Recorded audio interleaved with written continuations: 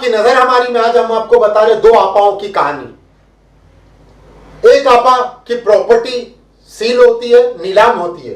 दूसरी आपा की प्रॉपर्टी पे फिलवक्त टंटनपुरा डोंगरी में अवैध निर्माण होने जा रहा है। आइए पहले बताते हैं कि ये आपा को तो हर कोई जानता था, हसीना पारकर उर्फ आपा, दाऊद इब्राहिम की चहीती बहन, इन्हें कौन नहीं जानता। फिलवक्त दोनों आपा हर कोई जानता है कि दुनिया में नहीं है, दोनों का इंतकाल हो गया है।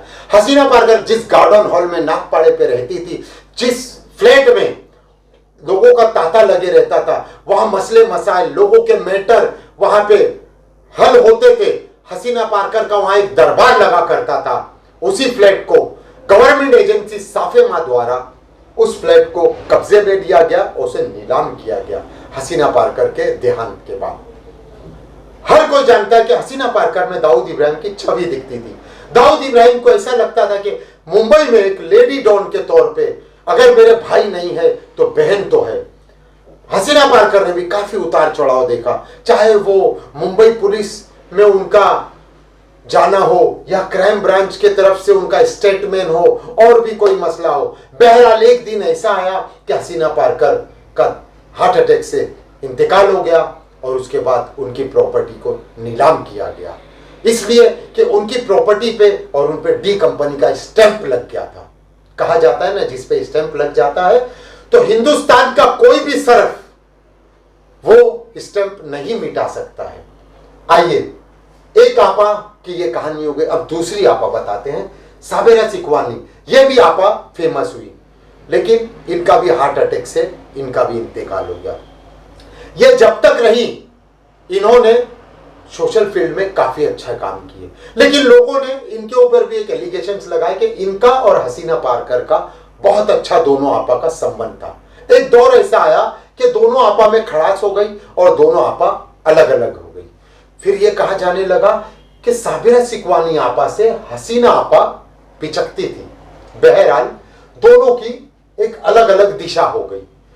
ये आपा ने फिर एक काम शुरू किए, नेक काम, जो कि जरूरतमंद लड़कियों की शादी कराना अपने जेब खर्च से। हर कोई जानता था, हर कोई, मिनिस्टर्स हो, एमएलए हो, उस शादी में आते थे।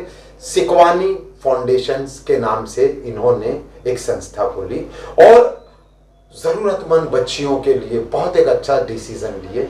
और इन्हें जब इनका मैंने एक पहला इंटरव्यू लिया था कि आपा ये बताइए कि हर कोई B ward, B for Bombay में 2 माला है तो 8 माला बना रहा है, 10 माला बना रहा है, आप आपकी बिल्डिंग के ऊपर आपका सुनने में आया कि आप भी अवैध निर्माण करेंगे? बोले नहीं, मैं अपने जीते जी तो नहीं करूंगी। और वही हुआ, इन्होंने अपने जीते जी इनकी जो 2 माले की बिल्डिंग थी, उस बिल्डिंग का नाम था साबेरा मंजिल, डोंगरी बी वार्ड में आती है, इन्होंने नहीं बनाए। लेकिन अब आपको बता रहे हैं, अब ये नहीं है इस दुनिया में, तो इनकी जो प्रॉपर्टी थी, ये फोटो देखिए, इनके साहबजादे रिजवान सिकवानी, इन्होंने इस प्रॉपर्टी को बेच दिए।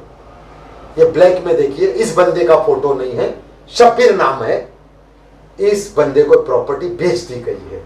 अब इस प्रॉपर्टी के ऊपर बताया जा रहा है कि 8 मंजिला इनलीगल कंस्ट्रक्शन होने जा रहा है। और हाल ही में मुंबा देवी एमएलए अमीन पटेल ने ऑब्जेक्शन लिए है कि जो इनलीगल 2 माले पे 8 माला, 1 माले पे 10 माला बन रहा है, वो नहीं बनेगा। फिर वक्त देखते हैं कि जो आपा ने अच्छे कार्य किए, अच्छे काम किए, क्या उनकी बिल्डिंग के ऊपर इनलीगल काम बी वार्ड में जो होने जा रहा है वो होगा? आगे आने वाला वक्त बताएगा। और स्टेटमेंट जिस तरह से विधान भवन में चला है, क्या उसके ऊपर बीएमसी कितना काबिज रहेगी, कितना बीएमसी उस स्टेटमेंट को मानेगी? हम आपको आगे और कुछ ऐसी अपडेट रहेगी तो फिर देंगे, चाहे वो अंडरवर्ल्ड के द्वारा हो या साधारण हो। मुंबई से कैमरामैन शेख के साथ साजिद कुरैशी, एडिटर सुप्रिया टाइम। हमें दीजिए इजाजत।